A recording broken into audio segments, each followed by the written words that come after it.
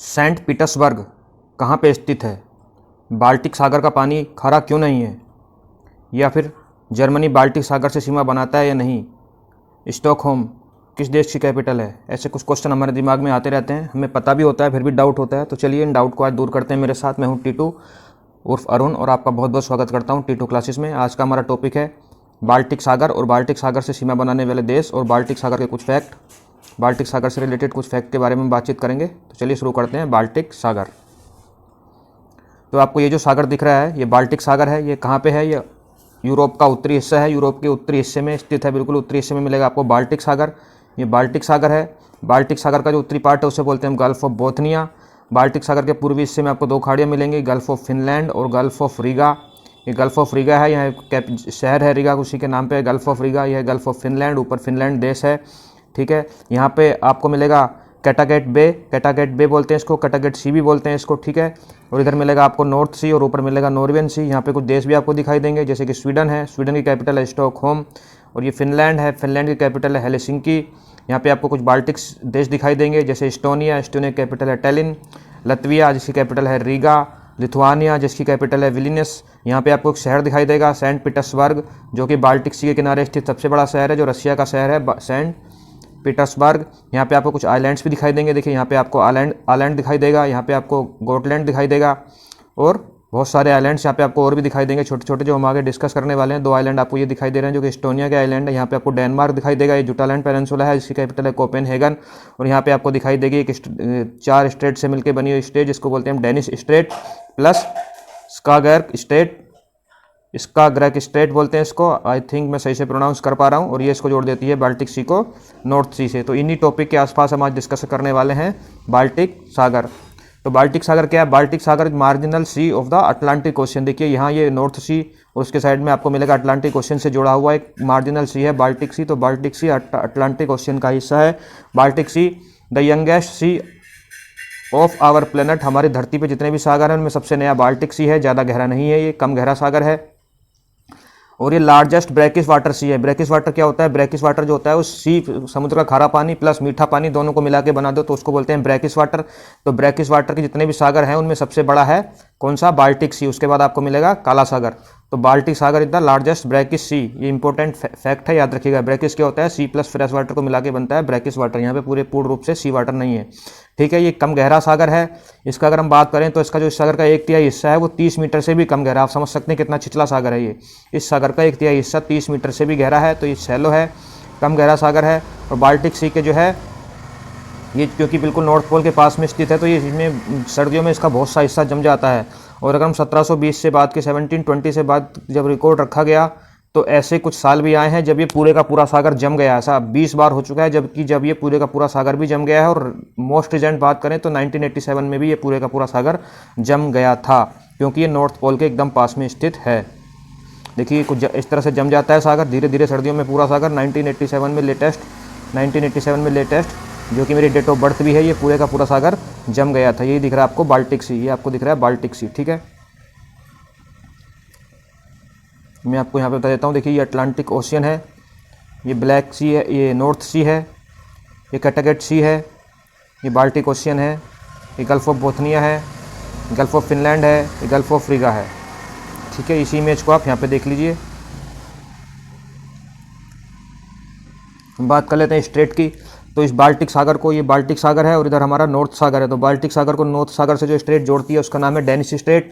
और Danish straight 3 state से मिलकर बनती है, the great belt, the little belt and the सुंड। तो जो ग्रेट बेल्ट और लिटिल बेल्ट है वो दोनों डेनमार्क में है। देखिए मैं कोशिश करूँगा आपको यहाँ बताने की कहाँ पे है ये। जो आपको ये वाली बेल्ट दिख रही है इसको बोलते हैं द ग्रेट बेल्ट, जो इस तरफ से आपको दिख रही है इसको बोलते हैं द लिटिल बेल्ट, और ये जो ऊपर वाली दिख रही है यह सुंड। तो ये तीन स्टेट हैं। इन 3 स्टेट को कंबाइंड रूप से बोला जाता है the Danish state, the 3 Danish state, the great belt, little belt और द सुंड। जो ग्रेट बेल्ट और लिटिल बेल्ट हैं वो दोनों डेनमार्क का हिस्सा हैं। और जो सुंड है इसको ओरेसुंड भी लिखा जाता है स्वीडिश लैंग्वेज में, वो स्वीडन का हिस्सा है, क्योंकि ऊपर वाला देश स्वीडन है और ये सुंड है। तो सुंड स्टेट के ऊपर एक ब्रिज भी बना लिया गया है और उस ब्रिज से हमने जो हमारी डेनमार्क की राजधानी है कोपेनहेगन, उससे हमने स्वीडन को जोड़ दिया है। तो यहाँ पे एक ब्रिज भी बनाया गया है, तो ये डेनिश स्ट्रेट का काम क्या है, डेनिश स्ट्रेट इंपॉर्टेंट क्यों है? डेनिश स्ट्रेट जो है हमारे बाल्टिक सागर को कैटागेट सागर से जोड़ देती है। कैटागेट का मतलब होता है cat's goat, cat's throat, not goat, it's cat's throat लिखा हुआ है, इसको सही करिएगा, ये कैट्स थ्रोट लिखा है। कैटागेट, कैटागेट मतलब बिल्ली की गर्दन, बिल्ली की गर्दन बोलते हैं कैटागेट। तो ये बाल्टिक सागर को कैटागेट सी से या कैटागेट बे से जोड़ देती है। कौन सी? डेनिश स्ट्रेट, जो कि 3 है, the great belt, the little belt, the सुंड, जहाँ है मैंने आपको बता दिया। उसके बाद यहाँ है हमारा नॉर्थ सी। अब कैटागेट बे को नॉर्थ सी से जोड़ने का काम करती है ये वाली स्ट्रेट, इसको हम बोलते हैं स्काग्रेक स्ट्रेट। स्काग्रेक स्ट्रेट है ये क्या करती है? ये इस कैटागेट सी को, कैटागेट बे ऑफ कैटागेट को नॉर्थ सी से जोड़ देती है और नॉर्थ सी से जाकर जुड़ जाता है अटलांटिक ओशियन से हमारा बाल्टिक सी। इस तरह से ये तीन ये और एक 4 स्ट्रेट हैं जो काम करती हैं एक रास्ते का। देखिए ये मेन रास्ता हमारा ये वाला जो है, मेन जो है इनमें से सबसे मैंने आपको बताया द सुंड है। तो ये द सुंड और कैटागेट उसका गैर के रास्ते से हम ऐसे करके चले जा सकते हैं अटलांटिक ओशियन से बाल्टिक ओशियन में, ठीक है। बीच में नॉर्थ सी और कैटागेट पड़ेगा। इसकी सैलिनिटी की बात करें, इसमें जो कितना खारापन है, तो much lower than ocean water, जो हमारा समुद्री खारापन होता है उससे बहुत कम है, 3 से 3.5% पर 1000, 3 से 3.5 पर 1000 इसकी जो है सैलिनिटी है, ठीक है। सैलिनिटी को पर 1000 में नापा जाता है, 2 जीरो लगे, पर 1000 है, पर 100 नहीं है, ठीक है। इसकी जो क्यों है ऐसा, क्योंकि इसके आसपास में बर्फ़ जमा रहता है, जब बर्फ़ पिघलता है तो इसके अंदर मीठा पानी आ जाता है, प्लस 200 से भी ज़्यादा नदियाँ हैं छोटी छोटी जो इसमें आके मिल जाती हैं, तो इसका जो पानी है वो उसकी सैलिनिटी कम है। और इसकी सैलिनिटी की बात करें तो जो उत्तर में जो हमारा गल्फ ऑफ बोथनिया है वहाँ तो लगभग मीठा ही पानी है, वहाँ पे मीठे पानी में पाए जाने वाले, फ्रेश वाटर में पाए जाने वाले मरीन लाइफ भी पाई जाती है। और जैसे जैसे हम दक्षिण की तरफ आते रहेंगे, नॉर्थ सी की तरफ, तो इसकी सैलिनिटी बढ़ती रहेगी। ऑन एन एवरेज इसकी सैलिनिटी 3.5 पर 1000 है। बाल्टिक सी से सीमा बनाने वाले देश कौन कौन से हैं, तो देखिए जर्मनी, अभी मैप पे देख लेते हैं, जर्मनी, डेनमार्क, पोलैंड, रसिया, फिनलैंड, इस्टोनिया, लतविया, लिथुआनिया और स्वीडन, ये 9 देश हैं। इन 9 देश में इन 3 देशों को बोलते हैं बाल्टिक नेशन। सारे के सारों को बाल्टिक नेशन नहीं बोलते हैं। बाल्टिक नेशन पे हम ऑलरेडी एक वीडियो बना चुके हैं, आप जाके प्लेलिस्ट में देख सकते हैं, वर्ल्ड मैप सीरीज की जो प्लेलिस्ट है। तो इस्टोनिया, लतविया, लिथुआनिया, ये 3 मिलके बाल्टिक नेशन है। इसके अलावा यहाँ पे जर्मनी, डेनमार्क, पोलैंड, रसिया और फिनलैंड प्लस स्वीडन, ये सारे के सारे बाल्टिक सागर से अपनी सीमा साझा करते हैं, जिसमें सबसे लंबी सीमा जो है वो स्वीडन साझा करता है। चलिए मैप पे देख लेते हैं। देखिए स्वीडन है, ये सबसे लंबे बॉर्डर साझा करता है बाल्टिक सागर के साथ, ये है स्वीडन। स्वीडन के बाद यहाँ पे आपको मिलेगा फिनलैंड, दूसरा देश फिनलैंड। उसके बाद आपको मिलेंगे 3 Baltic nation, Estonia, लतविया plus Lithuania, और इधर एक रसिया भी है, ये रसिया यहाँ पे भी है और रसिया यहाँ पे भी है, ठीक है। ये क्लिंगनबार्ड है, रसिया का हिस्सा है, रसिया का एक्सक्लेव है, प्लस ये रसिया यहाँ पे पूरे का पूरा है, यहाँ पे सेंट पीटर्सबर्ग है, तो रसिया भी अपना बॉर्डर साझा करता है। नीचे जो आपको देश दिख रहा है ग्रीन कलर से, ये पोलैंड है और ये जर्मनी है, प्लस ये डेनमार्क है। डेनमार्क, हम इधर से चलें तो डेनमार्क मिलेगा आपको, उसके बाद जर्मनी मिलेगा। मेरे साथ बोलिए, डेनमार्क, जर्मनी, पोलैंड, रसिया, लिथुआनिया, लतविया, इस्टोनिया, फिनलैंड और स्वीडन, इतने देश जो हैं इसके साथ बॉर्डर साझा करते हैं। एग्जाम में आपसे पूछा जाएगा कंफ्यूज करने के लिए, नाम दिया जाएगा आपको नॉर्वे। नॉर्वे जो है बाल्टिक सागर के साथ सीमा साझा नहीं करता है। नॉर्वे की राजधानी जो ओस्लो है वो बाल्टिक सागर के किनारे पर स्थित नहीं है, वो हमारी नॉर्थ सी के किनारे पर स्थित है। इंपॉर्टेंट फैक्ट है, याद रखिएगा। बेलारूस भी बाल्टिक सागर से सीमा साझा नहीं करता है। तो नॉर्वे और बेलारूस ही आपको एग्जाम में दिए जा सकते हैं। कौन कौन से साझा करते हैं हम फिर से देखते हैं। स्वीडन, कोई ट्रिक बनाने की जरूरत नहीं है। Sweden, Finland, Estonia, लतविया, Lithuania, Poland और जर्मनी, इनकी कैपिटल देख लेते हैं। देखिए स्वीडन की कैपिटल यहाँ पे आपको स्टॉकहोम मिलेगी, फिनलैंड की कैपिटल यहाँ पे आपको मिलेगी हेलसिंकी, इस्टोनिया कैपिटल आपको मिलेगी टैलिन और लतविया कैपिटल मिलेगी आपको रीगा, इसी के नाम पे गल्फ ऑफ रीगा। ये चारों कैपिटल जो मैंने आपको बताई है, चारों की चारों कैपिटल बाल्टिक सी के किनारे पर स्थित हैं। रशिया की कैपिटल मॉस्को यहाँ पे नहीं है, काफ़ी दूर है यहाँ से, ठीक है।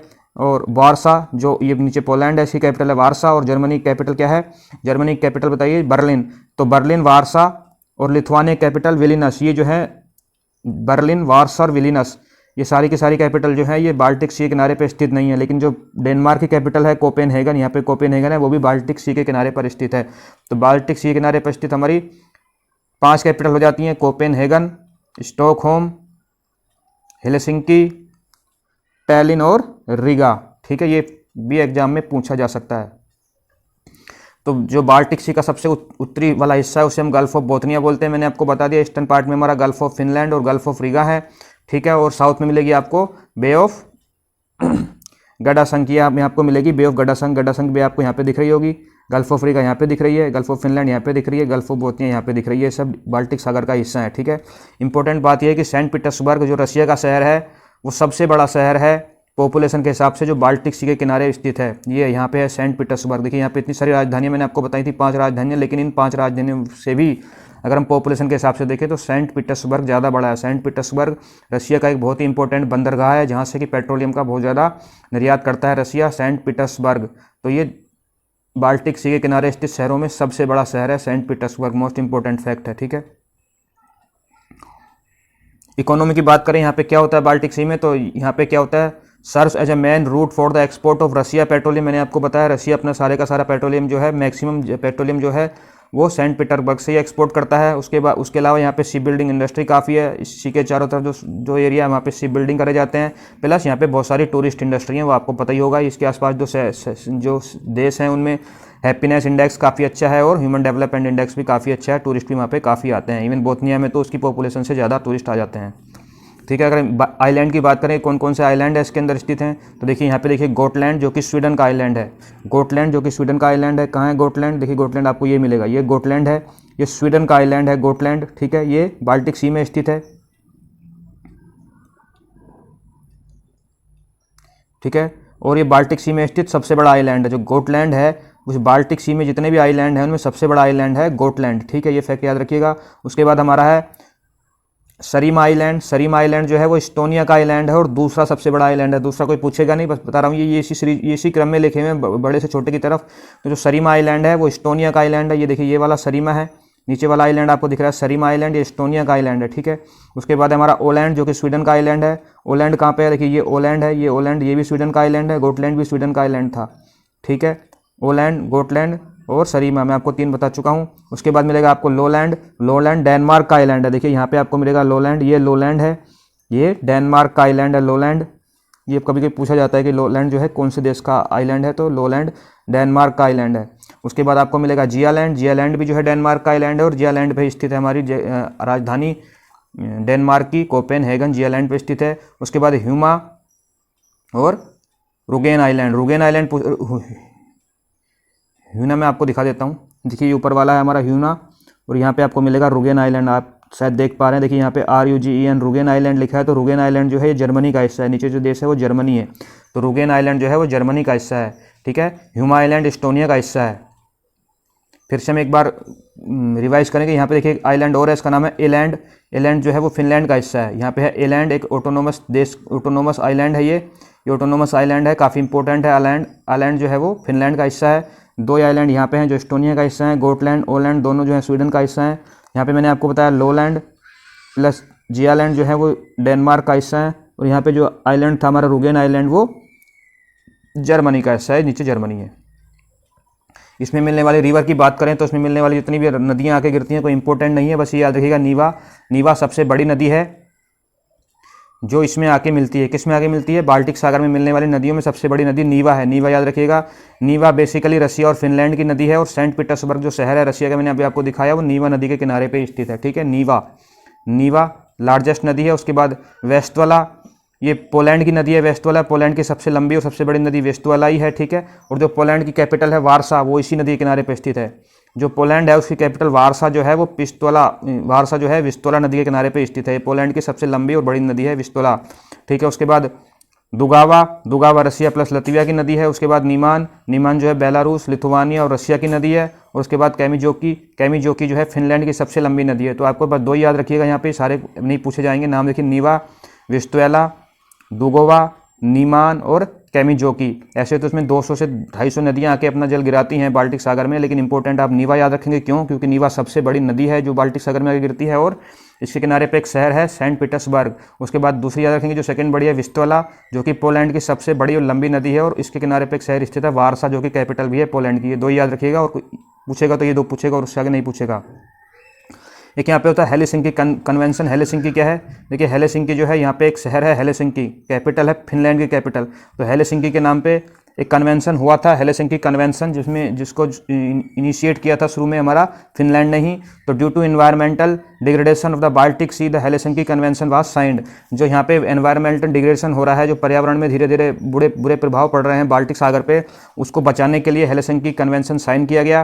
क्यों साइन किया गया? To protect the marine environment marine environment को बचाने के लिए, मरीन एनवायरनमेंट को दिक्कत क्या हो गई थी, समुद्री पर्यावरण को दिक्कत क्या हो रही थी, क्योंकि मैंने आपको बताया कि रसिया जो है वो बहुत ही ज़्यादा ऑयल का, पेट्रोलियम का निर्यात करता है अपने सेंट पीटर्सबर्ग पोर्ट से, और उस पेट्रोलियम के निर्यात के कारण पानी में पेट्रोलियम मिलने से वहाँ की मरीन लाइफ का डिग्रेडेशन हो रहा था, मरीन लाइफ को डिस्टर्बेंस हो रहा था। तो to protect the marine environment को प्रोटेक्ट करने के लिए बनाया गया हेलसिंकी कन्वेंशन। तो Helsinki Convention was one of the early international attempt to control the land based sources of pollution to the shared marine life. तो जितने भी कन्वेंशन मरीन लाइफ को बचाने के लिए किए गए हैं उनमें सबसे शुरू वाले कन्वेंशन में हेलसिंकी कन्वेंशन ही था, जो कि एक इंटरनेशनल अटेम्प्ट था मरीन लाइफ को बचाने के लिए। ये फैक्ट भी इंपॉर्टेंट है, याद रखिएगा। बेसिकली हेलसिंकी कन्वेंशन क्या है, to protect the marine environment of the Baltic sea. इसी के साथ हमारा बाल्टिक सी से रिलेटेड वीडियो अभी खत्म हो जाता है। मिलते हैं ऐसे ही किसी नेक्स्ट वीडियो में, तब तक आप अपना खूब ख्याल रखें, मुस्कुराते रहें, हंसते रहें। जय हिंद, जय भारत।